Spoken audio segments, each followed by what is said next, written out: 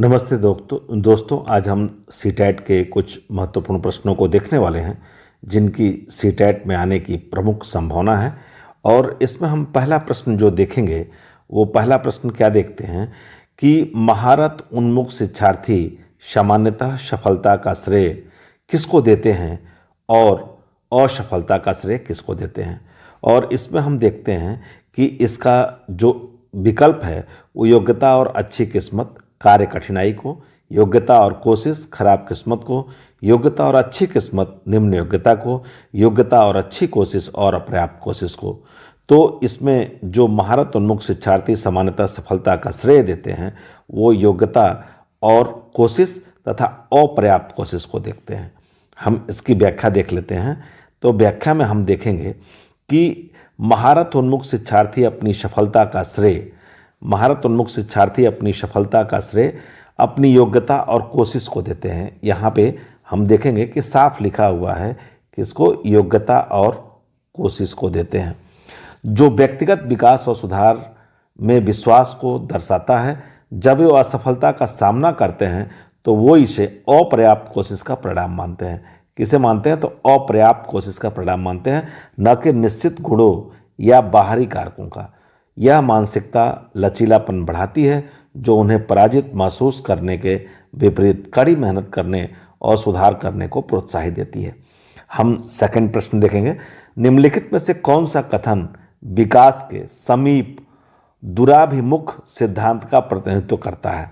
विकल्प ए, विकास बहुदिशात्मक और बहुआयामी होता है। विकल्प दो, अलग अलग संस्कृतियों में रहने वाले हमशक्ल जुड़वा अलग अलग दरों से विकसित हो सकते हैं। विकल्प तीन, मोतियों को धागे में पिरोने से पहले बच्चे गेंद को पकड़ने की क्षमता विकसित करते हैं। विकल्प चार, बच्चों में खड़े होने से पहले बैठने की क्षमता विकसित होती है। तो इसका उत्तर जो होगा वो तीन हो जाएगा। मोतियों को धागे में पिरोने से पहले बच्चे गेंद को पकड़ने की क्षमता विकसित करते हैं। यहाँ हम देखते हैं व्याख्या में, जब देखते हैं तो व्याख्या में क्या हम देखते हैं कि विकास का समीप दुराभिमुख सिद्धांत बताता है कि विकास और मोटर कौशल शरीर के केंद्र से बाहर की ओर चरम सीमाओं की ओर बढ़ते हैं। उदाहरण के लिए बच्चे पहले धड़ के पास अपनी बड़ी मांसपेशियों पर नियंत्रण करते हैं जिसमें उन्हें गेंद जैसी वस्तुओं को पकड़ने में मदद मिलती है। धीरे धीरे वे अपने हाथों और अंगुलियों के कुशल मोटर कौशल विकसित करते हैं जिससे वे मोतियों को पिरोने, यहाँ पे आपको दिख जाएगा कि जिससे वो मोतियों को पिरोने जैसे अधिक सटीक कार्य करने में सक्षम होते हैं। यह क्रम शारीरिक और मोटर विकास की बाहरी दिशा को उजागर करता है। नेक्स्ट हम देखते हैं, ये वायगोत्स्की के अनुसार बच्चे स्वयं से बात करते हैं। विकल्पों में क्या है? विचार और आत्म नियमन में सहायता के लिए, आत्म सुदृढ़ीकरण प्रदान करने के लिए जब वयस्क उन्हें अनदेखा कर रहे हों। तीसरा, क्योंकि वे आत्म केंद्रित होते हैं, क्योंकि उनकी सोच अतार्किक है। तो इसका उत्तर हो जाएगा विचार। इसका उत्तर आप देखेंगे तो इसका उत्तर हो जाएगा विचार और आत्मविश्वास में सहायता के लिए। व्याख्या में देखते हैं, वायगोत्स्की के अनुसार निजी भाषण एक ऐसा उपकरण है करते हैं। वह स्वनिर्देशित भाषण उन्हें योजना बनाने, समस्याओं को हल करने और अपने कार्यों को निर्देशित करने में मदद करता है, विशेषकर चुनौतीपूर्ण कार्यों के दौरान। यह बाहरी मार्गदर्शन से आंतरिक आत्मनियमन और स्वतंत्र सोच में महत्वपूर्ण भूमिका निभाता है। यह हमने देखा। इसके बाद अगला हम देखते हैं, सामाजिक संचार में चुनौतियां किसमें स्पष्ट होती हैं? विकल्पों में देखेंगे, ध्यान न्यूनता अति क्रियाशीलता विकार में, मस्तिष्क पक्षाघात में, स्वलीन क्रम विकार में, अधिगमात्मक विकलांगता में। तो इसका जो आंसर हो जाएगा वो आंसर हो जाएगा तीन, स्वलीन क्रम विकार में। व्याख्या देखते हैं। सामाजिक संचार में चुनौतियां स्वलीन क्रम विकार की मुख्य गैर मौखिक संचार को समझने मुख्य विशेषता है। स्वलीन क्रम विकार में पीड़ित व्यक्ति प्रायः मौखिक और गैर मौखिक संचार को समझने और उसका उपयोग करने, संबंध बनाने और सामाजिक संकेतों की व्याख्या करने में संघर्ष करते हैं। ये कठिनाइयाँ गंभीरता को भिन्न करती हैं, लेकिन ये इस स्थिति की एक परिभाषित विशेषता है। इस तरह से हम नेक्स्ट प्रश्न को देखेंगे।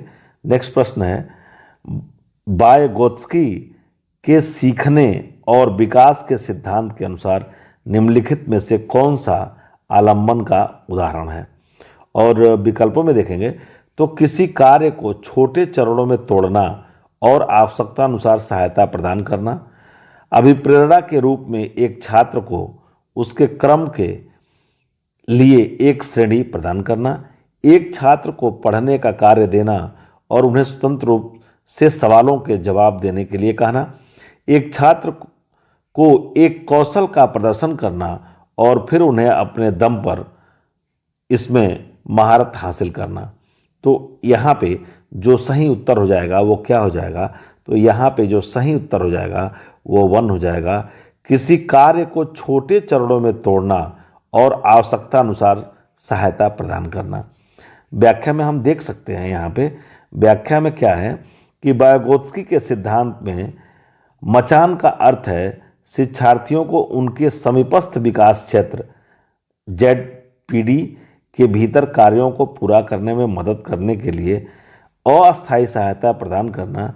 ऐसे कार्य जिन्हें वे स्वतंत्र रूप से पूरा नहीं कर सकते लेकिन मार्गदर्शन के साथ पूरा कर सकते हैं।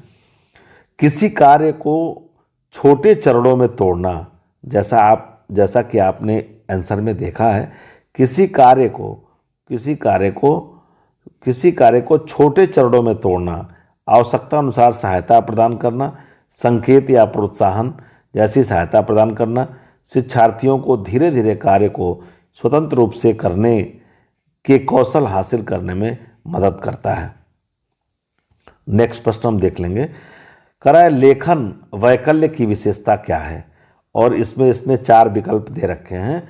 विलंबित गतिक कौशल, लिखित कार्य में चुनौती, पढ़ने में प्रवाह में कमी, दोहरावदार व्यवहार। तो इसका जो उत्तर हो जाएगा वो उत्तर आपका हो जाएगा सेकंड, लिखित कार्य में चुनौती, ये उत्तर हो जाएगा। व्याख्या हम देखते हैं। लेखन वैकल्य अधिगम की अक्षमता है जिसमें लेखन कौशल लिखित कार्य के साथ चुनौतियां होती हैं।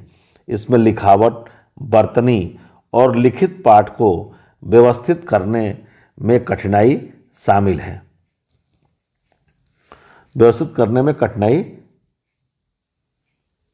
है। ये कह रहा है कि लेखन वैकल्य से पीड़ित व्यक्ति अक्षरों को सही ढंग से बनाने, स्पष्ट रूप से लिखने या लिखित रूप से अपने विचारों को सुसंगत रूप से व्यक्त करने में संघर्ष करते हैं, भले ही वह अन्य बौद्धिक क्षमताएं अप्रभावित हों। नेक्स्ट प्रश्न हम देख लेते हैं। नेक्स्ट प्रश्न क्या है हमारा? नेक्स्ट प्रश्न ये कह रहा है कि अच्छे समस्या समाधानकर्ता बनने में विद्यार्थियों की सहायता करने के लिए एक शिक्षक को निम्नलिखित में से किस प्रक्रिया पर बल देना चाहिए? विकल्प, ऐसी जानकारी पर ध्यान देना जो पहले से मौजूद विश्वासों और पूर्वाग्रहों की पुष्टि करे, समस्याओं को एक विशिष्ट निर्धारित तरीके से हल करना, बड़ी और जटिल समस्याओं को छोटी प्रबंधनीय समस्याओं में विभाजित करना, समस्या से संबंधित जानकारी के केवल एक ही पहलू पर ध्यान केंद्रित करना। तो हम देखेंगे इसका उत्तर हो जाएगा बड़ी और जटिल समस्याओं को छोटी प्रबंधनीय समस्याओं में विभाजित करना। जब हम व्याख्या देखते हैं तो व्याख्या में क्या लिखा है? अच्छे समस्या समाधानकर्ता बनने में विद्यार्थियों को सहायता करने के लिए एक शिक्षक को बड़ी और जटिल समस्याओं को छोटी प्रबंधनीय समस्याओं में विभाजित करने के लिए प्रोत्साहित करना चाहिए। यहाँ साफ लिखा हुआ है, यह समस्या हल करने पर ध्यान केंद्रित करने में मदद करती है। यह आलोचनात्मक सोच और व्यवस्थित दृष्टिकोण को भी बढ़ावा देता है जो समस्या समाधान कौशल विकसित करने में सहायक है। नेक्स्ट प्रश्न हम देख लेते हैं। नेक्स्ट प्रश्न है कथन है और कारण है। कथन क्या है? एक समावेशी कक्षा में छात्रों की आवश्यकताओं को पूरा करने के लिए शिक्षकों को बहुसंवेदी सामग्री का उपयोग करना चाहिए। कारण क्या दे रहा है? आर, समावेशी कक्षाओं में पाठ्य चर्चा सामग्री के मानकीकरण के साथ साथ मूल्यांकन रणनीतिक मानकीकरण को अपनाना चाहिए। और इस प्रश्न का जो उत्तर होगा वो क्या हो जाएगा कि ए सही है किंतु आर गलत है। ठीक, अब आप आगे देखिए, तो आगे देखेंगे तो कह रहा है कथन ए सही है और आर गलत है। एक समावेशी कक्षा में छात्रों को आवश्यकताओं को पूरा करने के लिए शिक्षकों को बहुसंवेदी सामग्री का उपयोग करना चाहिए। सही है। बहुसंवेदी सामग्री विविध शिक्षण शैलियों को संबोधित करती हैं, जिससे उनकी क्षमताओं वाले छात्रों को सीखने की प्रक्रिया में प्रभावी रूप से संलग्न होने में मदद मिलती है। आर कार्य समावेशी कक्षाओं को पाठ्यचर्चा सामग्री के मानकीकरण के साथ साथ मूल्यांकन रणनीतियों के मानकीकरण को अपनाना चाहिए। गलत है। मानकीकरण समावेशिता के सिद्धांत का खंडन करता है, क्योंकि यह व्यक्तिगत आवश्यकताओं और सीखने के अंतरों को पूरा नहीं करता।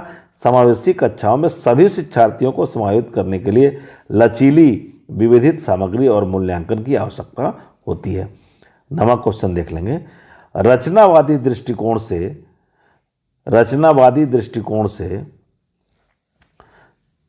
विकल्प में देखेंगे, व्यक्ति पर्यावरणीय घटनाओं से निष्क्रिय रूप से प्रभावित होते हैं। व्यक्तियों को नए व्यवहार सीखने के लिए अनुकूलित किया जाता है। सीखना वर्तमान समझ का विस्तार और परिवर्तन है। सीखना बस हमारे दिमाग की कोरी स्लेट पर संघों को लिखना है। तो इसका जो सही उत्तर हो जाएगा वो हो जाएगा तीसरा हो जाएगा, सीखना वर्तमान समझ का विस्तार और परिवर्तन है। नेक्स्ट प्रश्न हम देख लेते हैं। यहाँ भी कथन और कारण है और इसमें कह रहा है प्रभावी शिक्षक खुद को शिक्षार्थियों के दैनिक जीवन और उनकी सामाजिक सांस्कृतिक पृष्ठभूमि से परिचित कराते हैं। आर कह रहा है सीखना एक सामाजिक संदर्भ होता है। तो इसका भी जो उत्तर हो जाएगा वो क्या हो जाएगा? ए और आर दोनों सही हैं। आर ए की सही व्याख्या करता है। बिल्कुल सही है कि प्रभावी शिक्षक खुद को शिक्षार्थियों के दैनिक जीवन और उनकी सामाजिक सांस्कृतिक पृष्ठभूमि से परिचित कराते हैं, क्योंकि सीखना एक सामाजिक संदर्भ होता है। इसमें दोनों सही हैं। नेक्स्ट प्रश्न देखते हैं हम। तो अर्थपूर्ण अधिगम मुख्य रूप से किसके बारे में नहीं है? जानकारी को रटना, अवधारणाओं को समझना, ज्ञान का निर्माण, कौशलों का विकास। तो इसका जो सही उत्तर हो जाएगा वो सही उत्तर क्या हो जाएगा? तो सही उत्तर इसका हो जाएगा जानकारी को रटना। अर्थपूर्ण अधिगम मुख्य रूप से किसके बारे में नहीं है? तो जानकारी को रटने के बारे में नहीं है। नेक्स्ट देखते हैं। ये भी कथन कारण है। शिक्षिका को अपनी कक्षा के लड़कों को खेलों में भाग लेने के लिए प्रोत्साहित करना चाहिए। वह लड़कियों को कला अलंकरण कार्य देने चाहिए। कारण, क्योंकि बच्चे मुख्य रूप से अंतर्निहित जैविक विभिन्नताओं के कारण जेंडर भूमिकाएं ग्रहण करते हैं। तो इसमें कथन ए तो सही है, लेकिन कथन जो आर है वो क्या है? वो कथन आर गलत है। नेक्स्ट प्रश्न देखते हैं। तो नेक्स्ट प्रश्न में है गति संवेदी शिक्षार्थी देखने, छूने, करने, चलने फिरने, सुनने के माध्यम से सीखना पसंद करते हैं। तो इसका उत्तर हो जाएगा आपका कि गति संवेदी जो शिक्षार्थी हैं वो करने, चलने फिरने के माध्यम से सीखना पसंद करते हैं। नेक्स्ट प्रश्न देखते हैं। हार्वर्ड गार्डनर के अनुसार एक वैज्ञानिक बुद्धि का उच्च प्रदर्शन करेगा जबकि एक मूर्तिकार में बुद्धि की उच्च बुद्धिमत्ता होगी। तो इसका उत्तर हो जाएगा 3। इसका उत्तर 3 हो जाएगा। क्या हो जाएगा? एक गार्डनर के अनुसार एक वैज्ञानिक तार्किक बुद्धि का उच्च प्रदर्शन करेगा जबकि एक मूर्तिकार में गणितीय गति संवेदी बुद्धि की उच्च बुद्धिमत्ता होगी। इसके आगे हम अगला प्रश्न देख लेते हैं। अगला कह रहा है समावेशन को बढ़ावा देने के लिए क्या आवश्यक है? लचीला पाठ्यक्रम, सहयोगात्मक अधिगम, पृथक्करण और नामीकरण और गम्य इमारतें। तो यहाँ हम देखेंगे कि ए, बी और डी, यानी कि लचीला पाठ्यक्रम आवश्यक है, सहयोगात्मक अधिगम आवश्यकता है और गम्य इमारतें, ये तीनों क्या हैं? ये तीनों आवश्यक हैं। नेक्स्ट क्वेश्चन देखते हैं। बच्चे जब अनुभव करते हैं तो बेहतर रूप से सीखते हैं। गतिविधि के दौरान निम्न स्तर की सतर्कता, सीखने के लिए मध्यम स्तर का उत्साह, प्रदर्शन करने के लिए उच्च स्तर चिंता और अधिगम व्यवस्था। तो इसका जो उत्तर हो जाएगा वो क्या हो जाएगा? सेकंड हो जाएगा, सीखने के लिए मध्यम स्तर का उत्साह। नेक्स्ट क्वेश्चन देख लेते हैं। 5-6 वर्ष के से कम आयु के बच्चों को ठीक से और रेखाओं के भीतर लिखने के लिए दबाव नहीं डालना चाहिए, क्योंकि बच्चे 5-6 वर्ष के बाद गतिक कौशल का बेहतर नियंत्रण प्राप्त करते हैं। बिल्कुल सही है प्रश्न ये, और बहुत शानदार सा प्रश्न है। ए सही है और आर दोनों सही हैं, और आर एक ही व्याख्या करता है। 5 से 6 वर्ष से कम आयु के बच्चों को ठीक से और रेखाओं के भीतर लिखने के लिए दबाव नहीं डालना चाहिए,